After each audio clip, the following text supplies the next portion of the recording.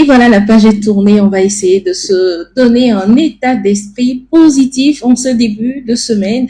Alors, je ne sais pas comment vous l'avez préparé votre semaine. Je ne sais pas s'il y a eu des événements heureux ou non heureux pour vous dans le week-end. Ce qui est important ce matin, c'est de démarrer avec un état d'esprit assez positif parce que et le négatif et le positif contribuent à notre bien-être. Et surtout, en ce petit lundi, comment atteindre des objectifs. Ça commence tout petitement. Ne vous donnez pas l'objectif, là, ne vous mettez pas la barre trop haute au point de peut-être trouver les choses difficiles. Commencez petitement. Alors, façonnez vos perfections comme de petites moules de glaçons que nous mettons dans le frigo. Et d'ici la fin de la semaine, la façon dont ça a marché, vous observerez. S'il faut modifier, ce sera le cas pour la semaine à venir. Et nous, on démarre avec notre petit déjeuner dans ma tasse, comme toujours. Alors, c'est les vacances. Je n'oublie jamais de penser à nos tout petits. Aujourd'hui, on va leur faire un gâteau à la noix de coco. On me dira pourquoi la noix de coco. Tout à l'heure, je vous dirai les bienfaits de la noix de coco. Alors, voici la recette pour les ingrédients. On aura besoin de 300 g de farine de blé, 300 g de chair de coco râpée, 80 g de sucre, 100 ml de lait liquide, 2 g de noix de coco, de poudre de noix de muscade, 5 g de sucre vanillé, une demi-cuillère à café d'essence de vanille, c'est facultatif, et nous passons à la préparation. Dans un grand bol, mettez la noix de coco râpée, puis ajoutez le lait liquide. Mélangez vigoureusement le tout, ajoutez tous les autres ingrédients sauf la farine. Mélangez à nouveau, puis ajoutez la farine. Pétrir quelques minutes pour obtenir une pâte ferme et homogène. Ensuite, vous formez une boule. Découpez la pâte en 4 pâtons sur un plan de travail fariné. Étalez chaque pâton sur le plan de travail et découpez de petites formes à l'aide d'un emporte-pièce ou encore d'un couteau. Faites chauffer votre huile à feu moyen et vous faites frire les morceaux de pâte découpés. Laissez dorer chaque côté, puis égouttez-les sur du papier absorbant. Dégustez tiède ou encore avec un bon jus de fruits ou si vous voulez avec du thé. Pour les enfants, ce sera avec du lait chaud ou non chaud. C'est très bon. En tout cas, moi, j'ai essayé, j'ai adoré. Je vous conseille également de le faire chez vous, à la maison, histoire de passer un moment en famille, surtout avec les enfants. Quand vous le faites ensemble à la cuisine, ça leur donne l'impression de leur confier une petite responsabilité. Et après, ils pourront essayer, c'est vrai. La cuisine ne sera pas en bon état après, mais quand même, ils auront eu une activité occupante pour une journée. Alors, je parlais des bienfaits de la noix de coco. Ces bienfaits sont énormes. D'abord, ça donne une sensation de satiété, quand on utilise la noix de coco régulièrement dans nos repas, ça donne ça ne donne plus envie de trop manger en fait. Voilà, ça rassasie tellement qu'on se dit on n'a plus besoin de manger quoi que ce soit.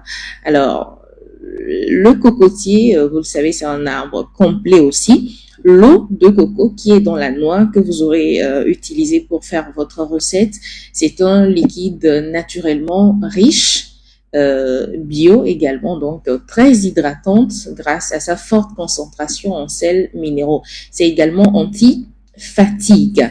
Alors, ça aide également à la circulation sanguine et diminue la tension artérielle. Là, nous parlons des adultes. Ça régule également la glycémie si vous consommez l'eau régulièrement. C'est anti-cellulite et drainante et diurétique. Elle aide également le corps à éliminer plusieurs toxines. On va en rester là pour aujourd'hui. On parlera des autres bienfaits de la noix de coco plus tard. Voilà pour la recette du jour. Une pause, elle est très courte et je vous retrouve pour la suite de cette émission. Depuis que les hommes ne sont plus hommes, depuis que l'homme est devenu le pouvoir, les gens ne respectent plus les dires des hommes.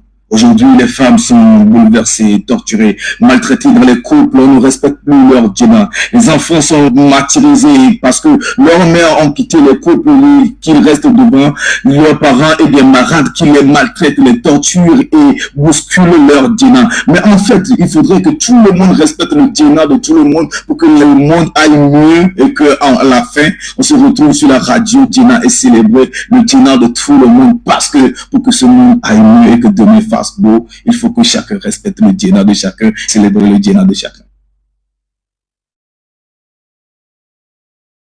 À l'instant, Caporal Wisdom pour célébrer les djinnas de tout un chacun. Et nous revenons sur le plateau de la balade matinale pour recevoir l'invité. Alors, Caporal Wisdom à l'instant pour nous inciter donc à respecter les djinnas des uns et des autres. Et notre invité du jour, il s'appelle Innocent Komlan Wotoglo, enseignant au secondaire 2 et journaliste. Bonjour monsieur. Bonjour Joanita. Comment ça va? Ça va très bien et merci pour l'accueil et surtout pour l'invitation et bonjour à tous les auditeurs et à toutes les auditrices. Merci, c'est plutôt un honneur pour nous de vous recevoir ou de te recevoir, si tu permets qu'on se tutoie bien sûr. Alors, nous allons parler d'un sujet poignant ce matin. Le baccalauréat, les résultats du baccalauréat 2024 au Togo ont été officiellement publiés il y a une semaine, c'était le samedi dernier, donc révélant une régression significative du taux de réussite par rapport à l'année précédente. Sur les 70 671 candidats ayant passé les épreuves, seulement 32 876 ont été déclarés admis, soit un taux de réussite de 41,95%. Et au-delà de ça, même dans les classes de troisième ou encore dans les autres classes d'examen, les résultats ne sont pas probants. À quoi est due cette chute spectaculaire des résultats de fin d'année au Togo? Voilà, on va se tutoyer. Bien sûr. Tu parlais de chute spectaculaire. C'est normal puisque c'est un constat général. Et actuellement, certains parents n'arrive pas à digérer ces résultats. Je ne veux même pas évoquer le cas des élèves même. Les classes de passage. Oui, tout ça là. Alors, quand on voit de près ces taux de réussite, tout d'abord, ces taux ont suscité un débat général partout. On se pose la question parce que quand vous prenez les années passées, ce n'était pas comme ça. Maintenant, qu'est-ce qui peut expliquer cette chute de taux de réussite? Je pense que tout le monde, ou bien on ne va pas être un bon observateur pour voir un peu le laxisme avec lequel nos enfants vont à l'école aujourd'hui. Je vais aller étape par étape. Depuis quelques années, le Togo adopte par exemple la méthode APC, approche par compétence, avec des critères précis. Cette année, c'est-à-dire l'année scolaire qui vient de s'écouler, l'expérience est arrivée en première. Donc, l'année scolaire qui va débuter prochainement en septembre, ce sera le cas des terminales. Donc, je vais partir tout d'abord de l'examen du bac 1. Cette approche demande assez de travail au niveau de l'apprenant. Alors, si les enseignants font leurs efforts quotidiens et qu'au retour, les enfants ne répondent pas, les enfants ne traitent pas l'exercice de maison. Et à la maison, les parents n'ont aucun contrôle sur leurs enfants. Bon, l'enfant sort, peut-être je vais au groupe de travail, vous retrouvez l'enfant à un wifi zone. Qu'est-ce qu'ils font avec leur téléphone portable? Aller tchatcher. Oui, parce que moi je suis souvent surpris qu'un élève qui possède un téléphone Android vous demande l'explication d'un mot. Je suis souvent surpris de voir un élève qui chaque temps est connecté. Bon, vous demande par exemple la conjugaison d'un mot. Il y a plusieurs facteurs. Revenons au niveau des classes de terminale. Je vais partir de la correction. J'ai été plusieurs fois à la correction du bac 2. Et ce qui s'est passé cette année, je vais vous donner un exemple concret que vous pourriez vérifier. Par le passé, si vous êtes à la correction, moi je suis professeur de français, une fois que le sujet est posé et le plan est élaboré, le plan à suivre, le corrigé type, il y a ce qu'on appelle d'autres plans possibles. Je donne un exemple précis. Supposons que vous prenez une citation qui, en réalité, pour traiter ça, vous avez besoin, premièrement, de montrer, par exemple, la fiction dans le genre romanesque, en première partie, et revenir parler de la réalité. Supposons que c'est le plan type, le corrigitype. À la correction, on vous met, par exemple, d'autres plans possibles. D'accord. Tout cela pour avantager l'élève. Donc, il peut inverser. Donc, on vous dit, voilà, feu vert, même si l'enfant inverse le plan, bon, il est dans le sujet, et vous allez voir des enfants comme ça qui peuvent s'en sortir avec 13 de moyenne, 12 de moyenne. Dans le système APC? Non, il n'y a pas encore APC en terminale. D'accord. Voilà, c'était une parenthèse ouverte par rapport à ce qui est arrivé au BPC et au Bac 1. Parce que eux, déjà, ils vivent à APC. Voilà. Maintenant, j'évoque le cas de la terminale. Si vous prenez le corrigitype cette année, je donne l'exemple de ma spécialité, vous allez voir que c'est un corrigitype national, adopté de façon nationale. D'accord. Et vous n'allez pas voir en bas autre plan possible. En 2022, on avait jusqu'à 2 plans possibles, au-delà du plan normal, si on était en situation de classe. Le plan sur lequel on devrait évaluer les enfants, que c'est ça ou ce n'est pas ça. Et à l'examen, maintenant, on vous dit, même si l'enfant inverse, voilà, il est dans le sujet, etc. Donc, depuis un certain moment, cela contribue en tout cas à la hausse des taux de réussite. Parce que quand les gens s'étonnent aujourd'hui de la faiblesse du taux de réussite, ce n'est pas une première fois. Dans l'histoire du baccalauréat au Togo, on a connu des 14% comme taux de réussite. On a connu des 32% comme taux de réussite. Je crois, le bac 2010, bon, je l'évoque parce que c'était mon bac, ça n'atteignait pas 40%. Aujourd'hui, les gens sont étonnés parce que arrivé un moment, il y a eu un laisser-faire. Et voilà, vous êtes à la correction. Il y a ce qu'on appelle également de façon concrète les tolérances. On met ça au tableau pour tout le monde. Que, si l'enfant fait ça, bon, écoutez, ce sont des points de tolérance. Cette année, je pense que les autorités éducatives ont quand même fait un constat amer. Les enfants prennent les diplômes. Ils sont diplômés. Mais de façon concrète, vous ne pouvez pas facilement tenir une discussion en français avec certains de nos bacheliers. Parce qu'il faut le souligner, il y a certains qui savent qu'ils vont à l'école. Ils apprennent. On se plaint du taux, mais vous allez voir, des enfants ont eu leur bac avec 16 de moyenne, avec 17 de moyenne, avec 15 de moyenne. Et à côté, les gens sont revenus en masse. Et là, il faut s'interroger sur comment ils appréhendent les études. Qu'est-ce qu'ils font? Est-ce que nos enfants traitent l'exercice de maison? Aujourd'hui, l'enseignant est pratiquement dépossédé de son autorité. Et aujourd'hui, il y a plusieurs lois qui protègent cet enfant-là. Oui, qui protègent aujourd'hui les élèves. Et donc, ces enfants se disent qu'ils ont tous les droits et ne respectent plus ce qui doit être leur devoir. Justement, ils ont pris les droits là comme une sorte de protection. Donc, vous imaginez par exemple un élève qui n'a pas traité son exercice de maison. Il vient gaillardement parce qu'il se dit le professeur ne va rien me faire. Et d'ailleurs, si tu veux punir, c'est le parent qui arrive. Moi, j'étais dans un lycée à l'intérieur. J'ai fait 5 ans dans un lycée à l'intérieur. On avait puni justement une fille. C'est son habitude de ne pas venir à l'école à temps. Elle avait fait quelque chose, le surveillant l'avait puni. Et vous imaginez que c'est la mère de l'enfant qui vient à l'école, que donnez-moi la roue, je vais travailler à la place de l'enfant. Comment est-ce que vous pouvez expliquer ça? Ça, c'était un fait réel que j'ai vécu en présence des Pourquoi l'enfant est handicapé? Non, l'enfant n'est pas en situation de handicap. Non, non, non. C'est-à-dire que la mère ne voyait pas pourquoi on devait punir l'enfant. Alors que l'enfant... Excusez-moi, la fille à quel âge? Non, c'est une lycéenne, hein, en première, en classe de première.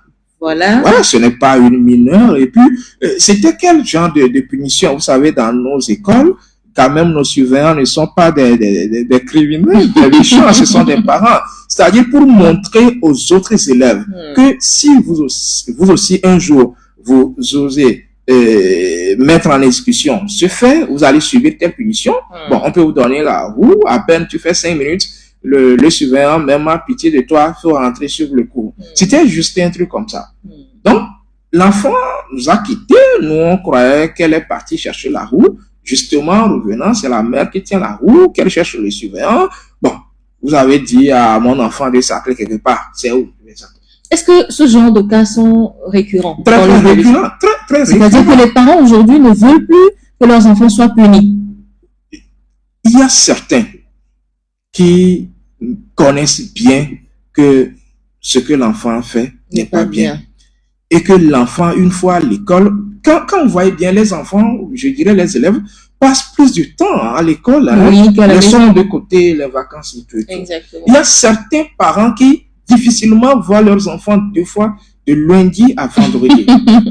Donc, il y a certains parents, vous punissez l'enfant, et quand je dis punir, ce n'est pas forcément une punition corporelle ou physique.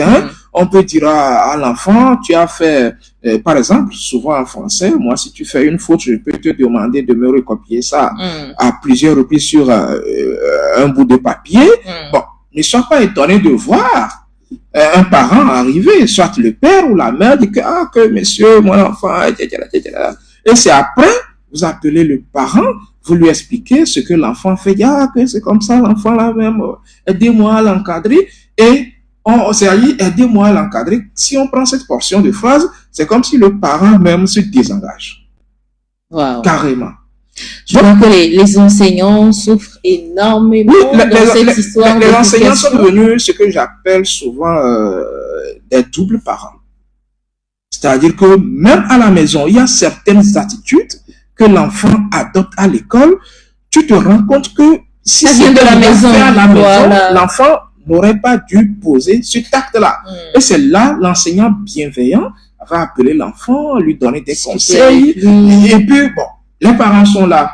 Et c'est quand il y a un problème que certains arrivent, qu'il y a ceci, il y a cela. Et ce n'est pas possible pour aller dans le sens de l'enseignant, mais prendre l'enseignant en contresens devant l'enfant. Donc, il y a ces cas-là. Donc, je disais que ces taux de réussite cette année, principalement pour le bac 2, ça doit être un déclic. Ça doit inciter plus les enfants au travail bien fait. Nous étions à la correction du bac 1 quand le directeur des enseignements, de l'enseignement secondaire général est venu nous visiter. Il a été clair. Il a dit de corriger selon les critères. Quand on dit de corriger selon les critères, ce n'est pas d'être très rigoureux envers les enfants, mais corriger de façon juste. Ne pas abuser aussi. Ne pas abuser. Exactement. Donc, on a corrigé selon les critères, les correcteurs, dans toutes les disciplines, en toute âme et conscience. Et aujourd'hui, peut-être que ça peut étonner les gens, mais je pense qu'on doit plutôt être fier de ce taux-là de réussite, parce que c'est le début d'une nouvelle époque pour l'éducation togolaise. Je crois que l'État investit assez dans ce secteur, et je pense que ceux qui sortent de l'école togolaise nantis d'un diplôme doivent être en mesure de faire valoir ce diplôme-là. Ailleurs, quand tu vois aujourd'hui des bacheliers qui ne peuvent pas produire leur propre CV, il y a un problème. Quand vous voyez aujourd'hui des bacheliers qui ne peuvent pas écrire, et eux, personnellement, une lettre de demande d'emploi, c'est-à-dire que le BABA, ça craint. Alors que tout ça prend sur le banc de l'école. Sur le banc de l'école. Et surtout, je le disais dès l'entame de l'émission, aujourd'hui, nos enfants ont des téléphones connectés. Bien sûr. Je l'assure. Mais qu'est-ce qu'ils font encore? Oui, qu'est-ce qu'ils font avec? C'est pourquoi, dans mon mot introductif, je disais que je suis toujours surpris quand je vois qu'un élève a un téléphone connecté et il pose certaines questions encore. Ou bien, quelle est la capitale de ce pays? Bon, là, il y a un problème. Ce n'est pas le travail de sensibilisation qui ne se fait pas. Ça se fait. Mais est-ce que les élèves écoutent encore? Est-ce qu'ils écoutent? Alors, je pense que une part de responsabilité est quand même imputée aux parents. Oui.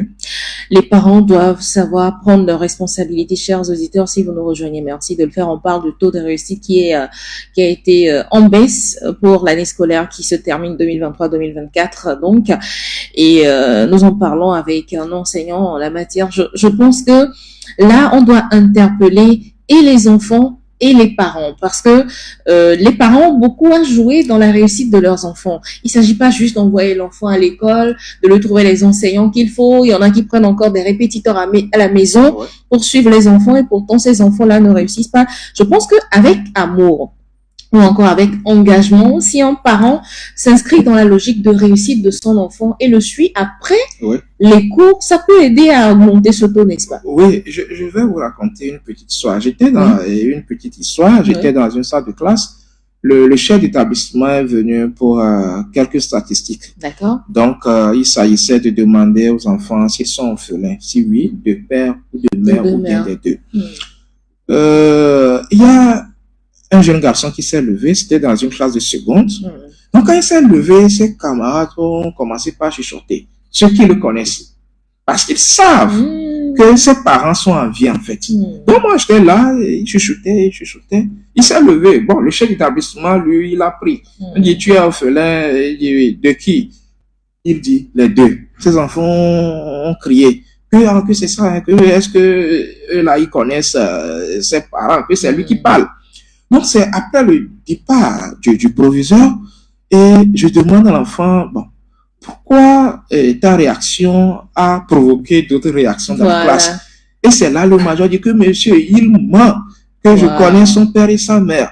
Et j'ai espéré midi pour appeler le jeune garçon, moins de 16 ans, moins de 16 ans. Qui s'emploie déjà à faire ce genre de choses. Bon, dis-moi, tes parents sont en vie ou pas? Et que monsieur, ils sont là.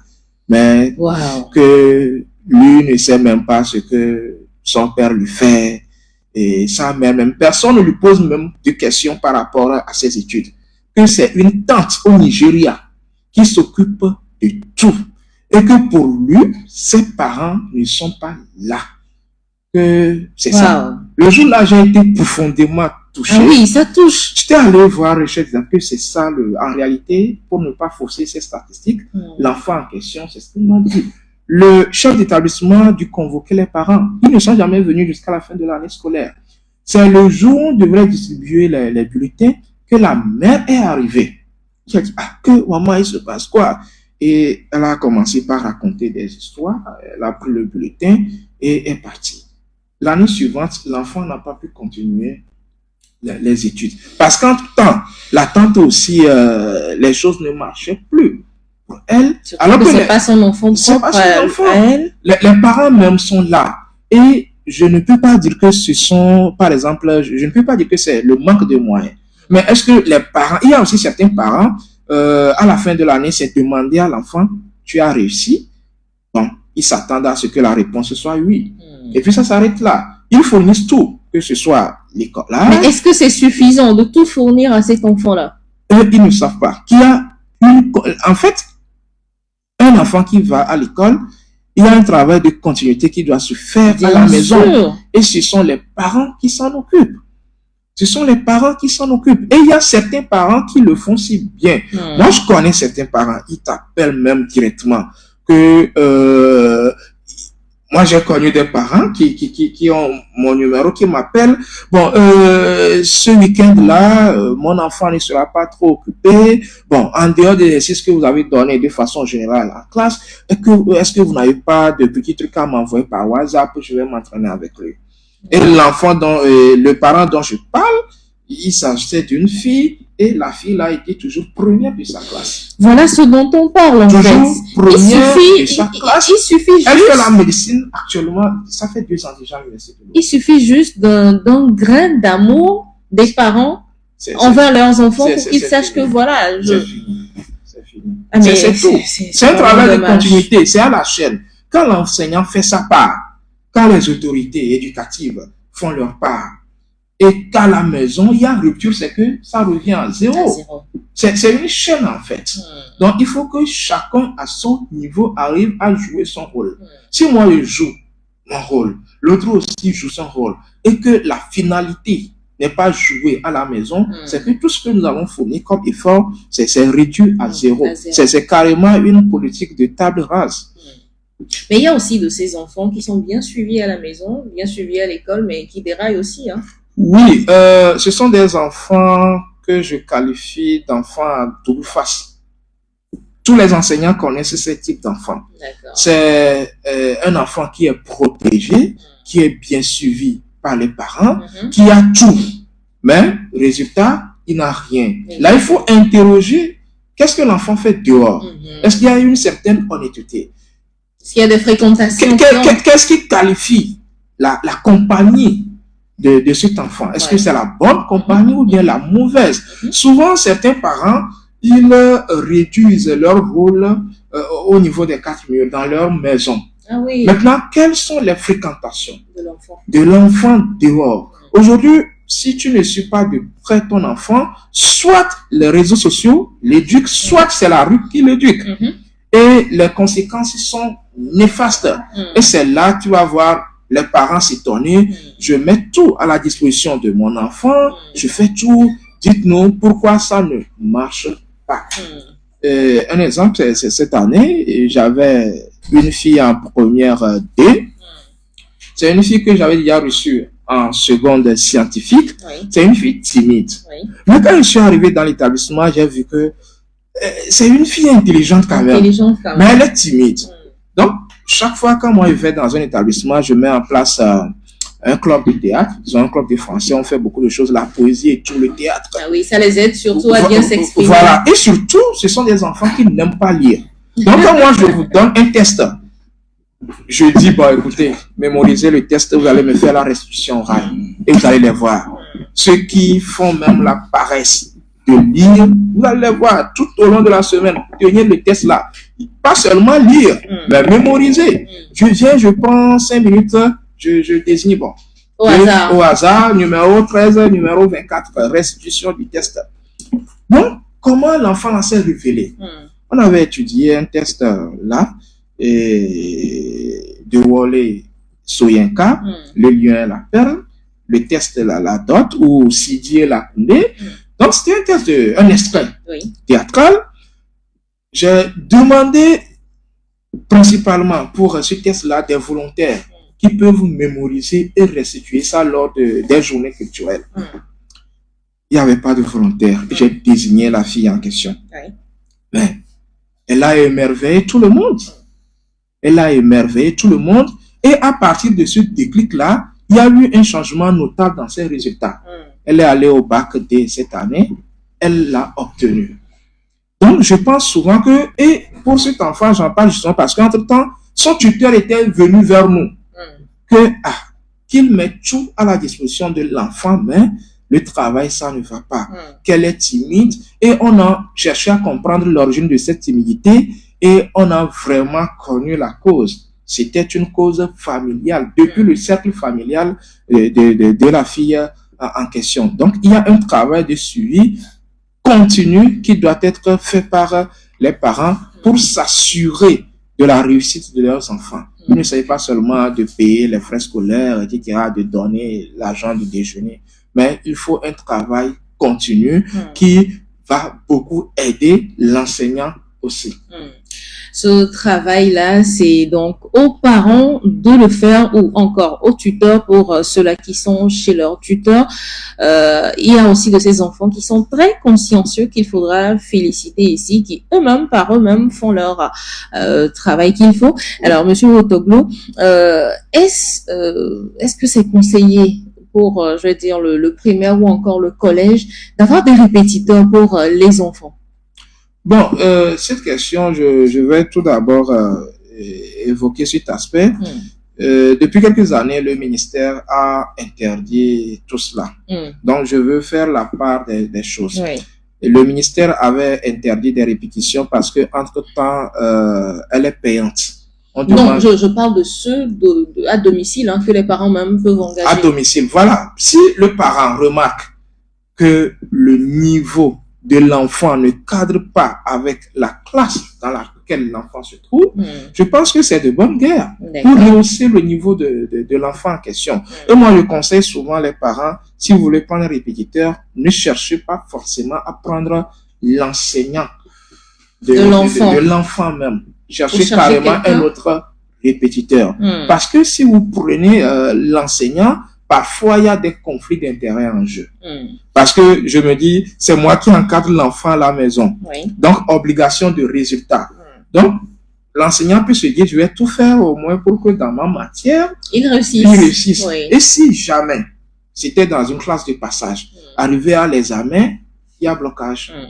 Alors, nous avons été rejoints sur le plateau de la balade matinale par Monsieur Kouahé Ekoé Foligon, trésorier général de l'Union des fondateurs d'écoles privées laïques du Togo. Il est directeur administratif et financier du groupe scolaire Kouahé. Bonjour, monsieur. Bonjour, madame. Comment allez-vous? Oui, ça va bien. Plaisir de vous avoir avec nous. Enchanté. Alors, on vous prend au vol, mais qu'est-ce qui a fait autant regresser le pourcentage de réussite, surtout dans les classes d'examen cette année, selon vous?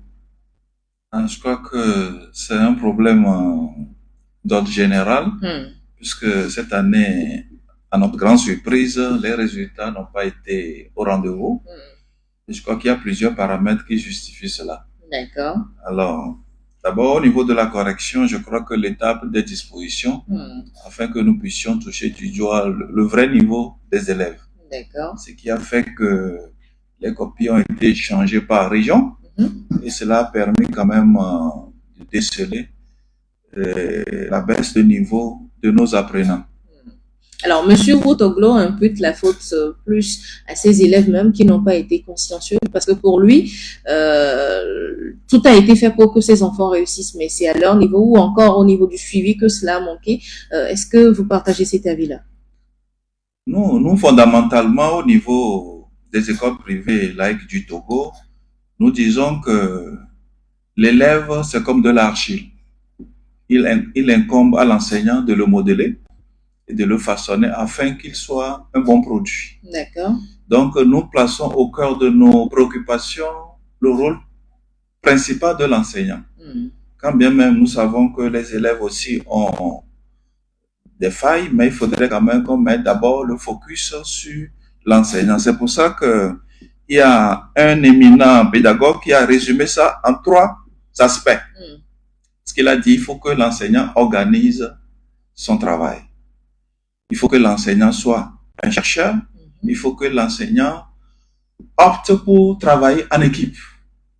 Donc, si tous ces aspects-là sont réunis et que l'enseignant est aguerri pour sa matière, l'enseignant doit être un vrai pédagogue. Cela suppose qu'il doit adapter son cours au niveau de l'apprenant. Et avec cette nouvelle approche de l'APC, il faudrait que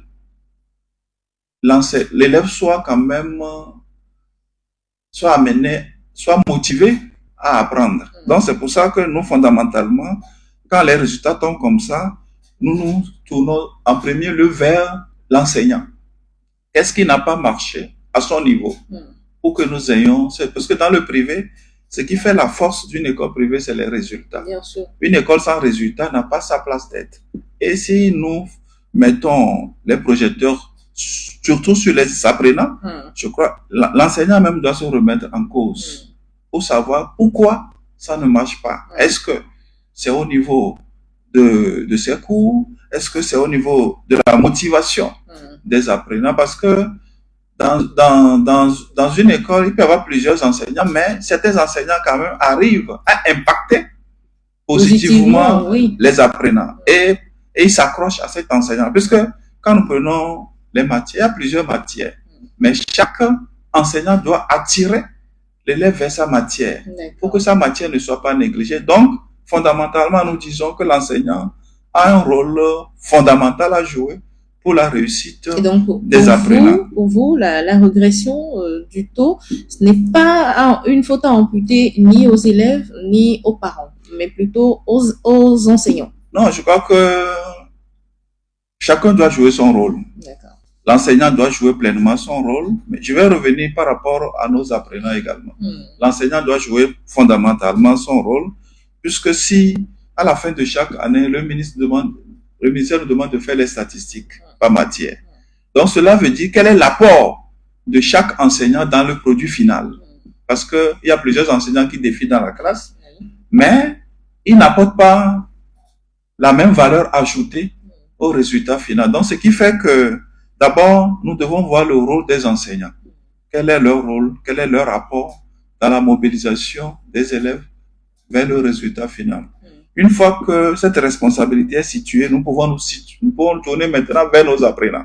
Parce que eux aussi, ils ne sont pas exempts de tout reproche. Donc, c'est ça qui fait que, fondamentalement, nos enseignants également doivent jouer leur partition. Parce que ce serait trop facile chaque fois de jeter le sort sur les élèves. Parce que nous, dans nos écoles, nous disons que, surtout dans les écoles privées, l'enseignant doit être au cœur de la réussite des apprenants. Et après cela, nous pouvons voir quelle est la responsabilité des élèves. Donc, fondamentalement, nous ne jetons pas l'opprobre sur les enseignants, mais nous disons, chacun doit se remettre en question par rapport à ces résultats que nous avons enregistrés cette année. D'accord. Alors, nous avons eu une réaction d'un auditeur. Le système est trop vieux, l'environnement éducatif vieux, trop de laisser-aller, manque de compétences dans l'enseignement. Il y a manque de professionnalisme également, l'état des bâtiments, la corruption, l'homme qu'il faut à la place qu'il faut. C'est une réaction de Kwaku Agosavi Ayena, un auditeur. Système trop vieux. Est-ce que il ne parle pas là de ce que nous avons appris, nous, notre génération des années 90 a appris et qui continue d'être enseigné à nos enfants aujourd'hui? Non, je pense fondamentalement que depuis quelques années, justement, les autorités éducatives veulent changer la donne avec l'approche par compétences, où il y a des programmes qui sont revus carrément. Donc aujourd'hui, nous devons travailler à améliorer ce que nous avons. Voilà, pour pouvoir, et ça ne va pas être une rupture en un seul jour. Depuis un certain moment, surtout avec l'avènement de l'approche par compétence, l'auditeur même peut mener des recherches et il va se rendre compte que des programmes ont été revus largement. Alors, les enfants aujourd'hui sont plus tournés sur leur Android. Monsieur Otoglo le disait en début d'émission, ils ont 16 Android, mais combien sont capables d'aller sur Google ou encore d'aller sur un site de recherche pour dire, voilà, je cherche la définition de tel mot, ou encore je cherche à comprendre tel thème que nous avons étudié en classe. Est-ce que d'une part, ces enfants ne sont pas aussi responsables face à ce taux de réussite? Merci madame. Je crois que nos autorités de tutelle ont déjà quand même dit clairement que les réseaux sociaux jouent un rôle néfaste dans la réussite de nos apprenants. Et nous n'allons pas contredire nos autorités. Et nous qui sommes sur le terrain, et cette année, nous avons eu un véritable dilemme.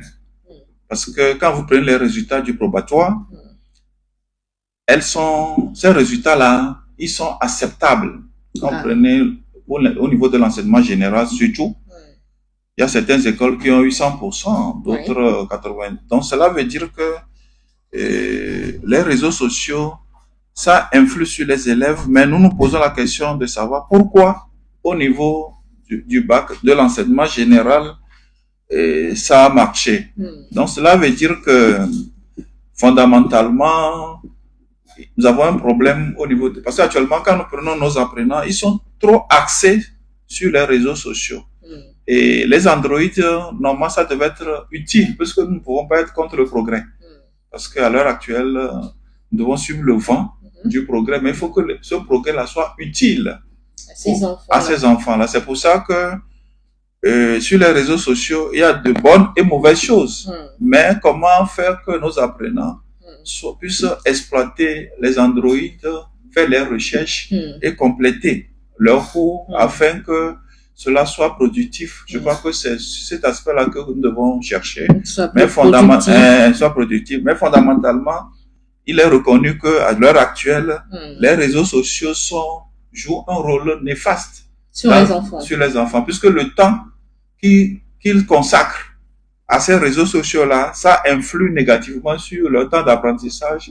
Et il va falloir quand même que les parents aussi puissent quand même suivre cet aspect-là pour que le progrès soit au service de la réussite. D'accord. Nous avons un auditeur en ligne. Allô, bonjour.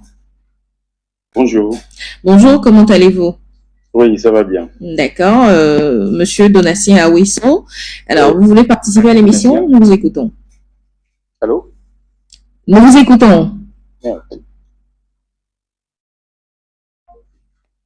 Non, il est reparti.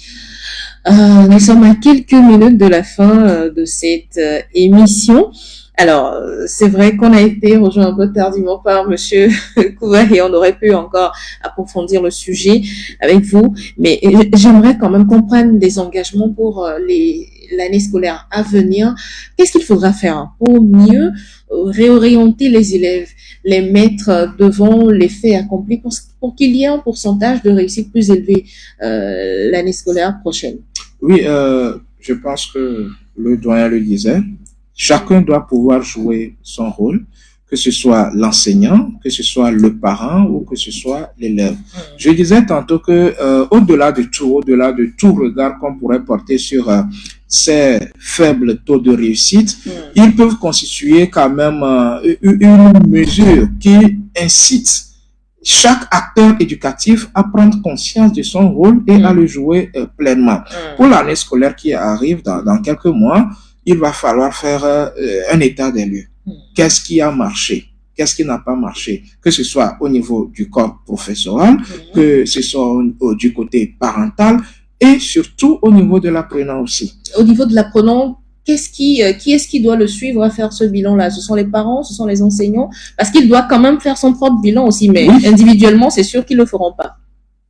Bon, si l'élève en question ne le fait pas, si par exemple tu es revenu avec un échec de l'examen et que tu ne te poses pas la question, tu ne fais pas une introspection, c'est là justement qu'il y a un souci. Parce que les parents peuvent tout faire, mais si l'enfant n'a pas ce questionnement, cette volonté d'aller de l'avant, et avant que les parents ne viennent en appui, ça ne pourrait pas aller.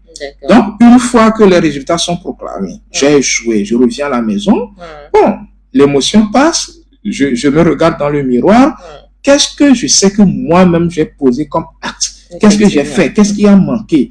Je pense que ce sont des aspects fondamentaux sur lesquels chaque apprenant ou bien chaque candidat qui n'a pas réussi devrait quand même revenir et après avoir le soutien des parents et du corps enseignant. Du corps enseignant. Monsieur Kouvahe, qu'est-ce qu'il faudrait faire? Vraiment, je crois que c'est une grande problématique. Savoir ce qu'il faut faire pour que à la rentrée prochaine, nos apprenants puissent réussir massivement. Je crois que cela nécessite une réflexion profonde à tous les niveaux. Sur le plan national, il faut voir d'abord les conditions dans lesquelles nos élèves travaillent.